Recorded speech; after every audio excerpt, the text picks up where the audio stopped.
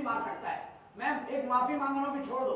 यहां से with in a second आपको पूरा पलट के अभी आप लोग नहीं करोगे। एक बार मैं एक्सप्लेन कर दूं।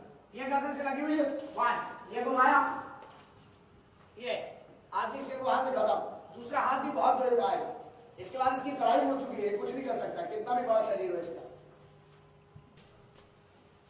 So it's a matter of quickness and confidence.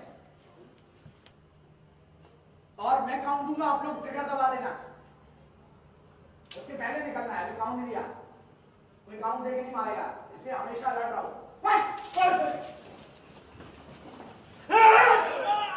एक बार और चलिए fast. Technique number 2, pistol technique number 2, चलिए फास्ट।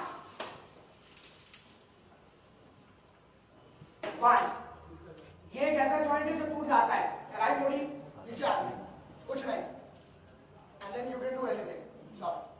फास्ट सेकंड टेक्निक है इसमें, इसे काउंट तुम अपने हिसाब से ट्रिगर दबा सकते हो। 1, ये